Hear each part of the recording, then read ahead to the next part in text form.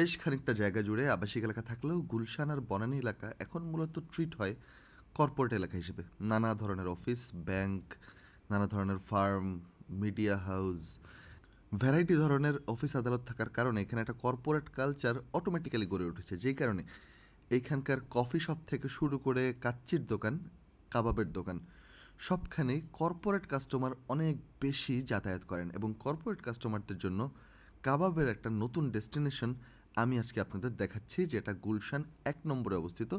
এই দোকানটার নাম হচ্ছে তান্দুর। তান্দুর ছোট একটা জায়গা, বাহারি রকমের কাবাব বিক্রি করে এবং কি কি কাবাব বিক্রি করে, তার প্রাইসিং কেমন, স্বাদ কেমন, সেটাই আমি আজকে আপনাদের এই ভিডিওতে দেখাবো।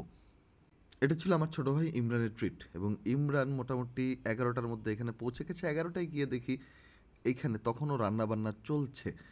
তো রান্নাবান্না যখন চলছে আমি একটু বলছিলাম যে আমি ভেতরে গিয়ে কিছু শট নিতে চাই রান্নাবান্নার, বিশেষ করে খাবার পরিবেশনের। তো তারা তখন আমাকে ডেকে নিয়ে বললেন যে ঠিক আছে আসেন, দেখেন এখানে ভেতরে কি কি চলছে। চিকেন টিক্কা বাটার মশলা তখন প্রস্তুত হচ্ছিল এবং চিকেন টিক্কা বাটার মশলাটা আমরা অর্ডার করেছিলাম। আমাদের টেবিলে আসার জন্যই এটা তৈয়ার হচ্ছিল এবং উপরে দেখতে পাচ্ছেন আদার কুচি দেওয়া হচ্ছে একদম স্লাইস করে। এইখানে কিন্তু শুধুমাত্র কাবাব পাওয়া যায় তা না, এখানে ৩ ধরনের মেনু রয়েছে, মানে মেনু কার্ডে ৩ ধরনের ভ্যারাইটি আছে। একটা হচ্ছে এখানে কফি আছে, কফি শপ একটা অ্যালায়েন্স আছে। এই কফিগুলো কী কী ধরনের কফি এটা আপনারা দেখে নিতে পারেন।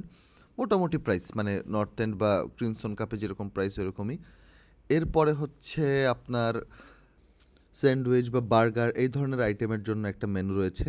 এছাড়া জুসের জন্য একটা মেনু রয়েছে এবং কাবাবের মেনু তো আছেই, যেটার কথা আজকে আমি আপনাদের এই ভিডিওতে দেখাচ্ছি। চিকেন টিক্কা কাবাব, চিকেন রেশমি কাবাব, চিকেন মালাই কাবাব, চিকেন হারিয়ালি কাবাব, বিফ শিক কাবাব যেটা অত্যন্ত সুস্বাদু এখানে, রিয়েলি।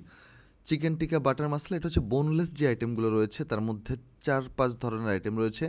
মোটামুটি ৩২০ টাকা থেকে ৫৬০ টাকার মধ্যে এই আইটেমগুলোর প্রাইস ভেরি করে।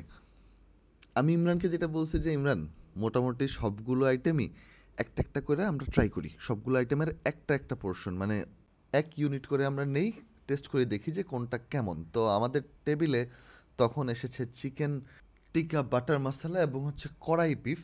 কড়াই বিফটা বেশ সফট ছিল। চিকেন টিক্কা বাটার মশলার সবচেয়ে বড় স্পেশালিটি হচ্ছে এটা অত্যন্ত সফট, অত্যন্ত খুব সুন্দর একটা অ্যারোমা আসছিল যখন হচ্ছে আমাদের সামনে নিয়ে আসা হয়। এটার পরিবেশনটাই এমন যে খুব সুন্দর একটা স্মেল আসছিল, পুরো জায়গাটার আবহই চেঞ্জ হয়ে গেছে এই কাবাবগুলো যখন আমাদের সামনে টেবিলে আসে।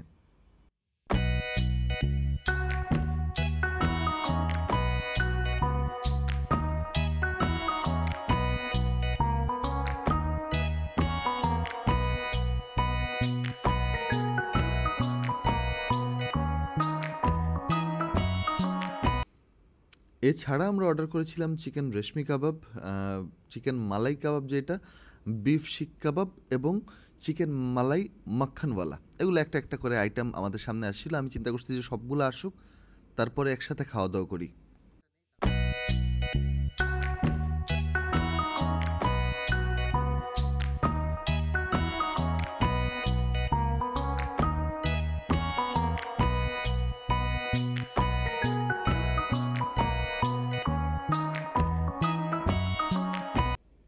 এই যে আইটেমটা আসছে এটার নাম হচ্ছে চিকেন মালাই মাখনওয়ালা। এটার মধ্যে থেকে এইটা আসার পর সবচেয়ে বেশি অ্যারোমা ছড়াইছে পুরো এলাকায়। এইটার মধ্যে যে পরিমাণ বাটার আর ঘি দেওয়া হয়েছে এবং ইনসেইন, অদ্ভুতভাবে এইটার অ্যারোমাটা আমার কাছে খুবই পরিচিত লাগলো। পরে মনে পড়লো আমি দিল্লিতে গিয়ে আসলাম এবং কারিমসে ২টা জায়গায় তাদের মুঘল আমলের যে আইটেমগুলো যখন ট্রাই করছিলাম তখন হচ্ছে এই ধরনের একটা অ্যারোমা আসছিল সেইখানে। আলোচনার ফাঁকে একটু বলি, এইসব এলাকায় কর্পোরেট কর্মব্যস্ততার ভিড়ে খানিকটা স্বস্তি খুঁজে পাওয়ার জন্য কর্পোরেট মানুষরাই দেখা যায় যে অফিস থেকে বিভিন্ন জায়গা খোঁজে। বৈঠক, ইমেইল, নানা ধরনের চাপ, ডেলিভারির চাপ, এগুলো পার করতে করতে মানুষজন ভালো খাবারের খোঁজ করে জাস্ট স্ট্রেস রিলিফ করার জন্য। ঠিক এই চাহিদাটা মাথায় রেখেই গুলশানে এই কাবাবের দোকানটা আসলে চালু হয়েছে, যেখানে শুধু খাবারের স্বাদ না, এখানকার পরিবেশের একটা ব্যাপার আছে। পরিবেশটাও বেশ মনোরম, সাইলেন্ট। আপনারা চাইলে অফিসের মিটিং করতে পারবেন, এই ধরনের একটা জায়গা। এই দোকানের বিশেষত্ব হচ্ছে পরিপাটি পরিবেশ এবং এমন একটা মেনু যেখানে হচ্ছে আপনার একটা ভ্যারাইটি আছে। আপনি চাইলে চিকেন আইটেম অর্ডার করতে পারেন, বিফ আইটেম অর্ডার করতে পারেন, চাইলে জুস নিতে পারেন, কফি নিতে পারেন। সো ওভারঅল একটা আলাদা এনভায়রনমেন্ট তৈরি করে এখানে মূলত খাবার দাবার পেশ করা হচ্ছে। এই যে যেটা আসছে এখন সেটা হচ্ছে বিফ শিক কাবাব। বিফ শিক কাবাবের পরিবেশনটাও ডিফারেন্ট কিন্তু।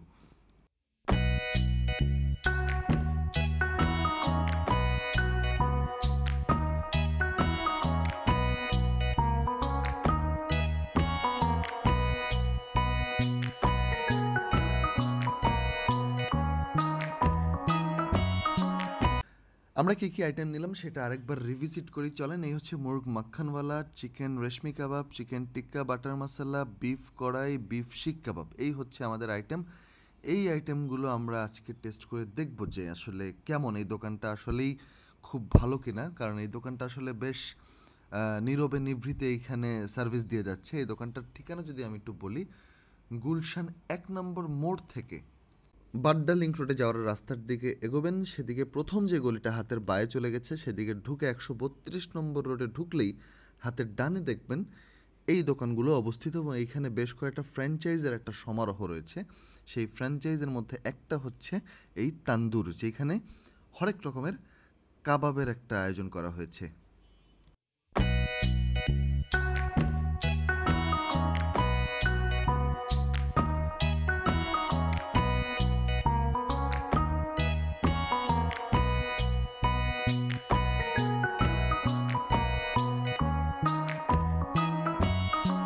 শেষ পর্যন্ত চলে এলো আমাদের পনির রাইস। পনির রাইসটা দেখতে বেশ লোভনীয় ছিল। এটার মধ্যে পনির কিউব কিউব করে কেটে উপরে দেওয়া, খানিকটা ধনে পাতার একটা পরিবেশন করা, সব মিলিয়ে বেশ খানিকটা রাইস। এখানে কিন্তু এই যে রাইস আছে এটা অন্তত 2 জন তো খেতে পারবেই।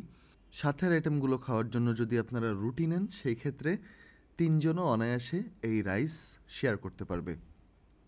এখানে যে বিফ কড়াইটা এবং চিকেন টিক্কা বাটার মশলা, এই দুইটা আইটেমের রান্না একই রকম। আপনারা যদি গ্রেভিটা দেখেন, কালারটা দেখেন, কম্পোজিশনটা দেখেন, একই রকম রান্না। যেই কারণে আমার প্রথমে আমি চিকেন খাচ্ছি না বিফ খাচ্ছি সেটা নিয়ে একটু কনফিউশন হচ্ছিল। তো প্রথমে আমি নিয়েছিলাম আসলে কড়াই বিফ। কড়াই বিফটা নেওয়ার পরে আমার কাছে মনে হয়েছে কড়াই বিফটা বেশ মজাদার। কড়াই বিফটার মাংসটা অনেক ভালোভাবে কুকড, খুবই সফট একটা মাংস এবং বেশ কয়েকটা মিট পিস এখানে আসলে দেওয়া থাকে। এখানে যে যে আইটেম আমি নিয়েছি সব কিছুই কিন্তু খুব ভালোভাবেই শেয়ারেবল, অর্থাৎ 1:2, অথবা আপনারা চাইলে যদি বেশি আইটেম নেন সেক্ষেত্রে 1:3 পোর্শনেও আপনারা চাইলে শেয়ার করে খেতে পারবেন। এবারে আমি নিচ্ছি হচ্ছে চিকেন টিক্কা বাটার মশলা। চিকেন টিক্কা বাটার মশলাটার কম্পোজিশনটা কিন্তু বেশ দারুণ। উপরে যে বাটার ছড়িয়ে দেওয়া হয়েছে, যেটা একদম শুরুতে কিচেন থেকে আমি আপনাদের দেখাচ্ছিলাম, এবং সাথে হচ্ছে আদার স্লাইসগুলো দেওয়া হয়েছে উপরে। আদার স্লাইসের যে স্বাদটা সেইটা বেশ মুখে লাগছিল আসলে, কারণ বেশ ভালো পরিমাণে আদার স্লাইস আসলে এখানে দেওয়া হয়েছে। এবং চিকেন টিক্কা বাটার মশলার মধ্যে যেটা হয়েছে, এই যে ফুড ব্লগিংয়ে যে জিনিসটা নিয়ে আপনারা সবচাইতে বেশি আলোচনা করেন বা সবচাইতে বেশি সেটা ট্রোল অর্থে বলেন যে সফট জুসি এবং টেন্ডার, এই সফট জুসি এবং টেন্ডারের সবগুলো বৈশিষ্ট্যই এই চিকেন টিক্কা বাটার মশলার মধ্যে ছিল। এইখানকার যে আদবকেতা বা এইখানকার যে নর্মস সেটা মেনে চলতে আমি মূলত চামচ দিয়ে খাচ্ছি, এবং চামচ দিয়ে খাওয়ার সময় আপনারা দেখছেন মাংস ছিঁড়তে চামচ দিয়ে আমার কোনো ধরনের সমস্যা বা কোনো ধরনের তাকলিফ হয় নাই। যেই কারণে আসলে এই খাবারটা আমি বলেছিলাম সফট জুসি এবং টেন্ডার। তো আমাদের রুটি চলে এসেছে, এটা হচ্ছে গার্লিক নান। তাদের গার্লিক নানটা বেশ একটা সুন্দর স্মেল ছিল, এবং এই স্মেলটার কারণ হচ্ছে এটা বাটার দিয়ে শেষ মুহূর্তে খুব সুন্দর করে একটা প্যান ফ্রাই করা হয়েছে, এবং যে কারণে স্মেলটা ছড়িয়ে পড়ছিল। এটা মূলত আমরা নিয়েছি বিফ শিক কাবাবটা খেতে। ইমরানও আবার এই কড়াই গোস্ত যেটা এবং রেশমি কাবাব এগুলো একটা একটা করে ট্রাই করছিল। এইটা হচ্ছে চিকেন রেশমি কাবাব। চিকেন রেশমি কাবাবের লুকটা খুব দারুণ, টেক্সচারটা খুব দারুণ এবং খেতেও বেশ মজাদার। আমার কাছে ভালো লেগেছে।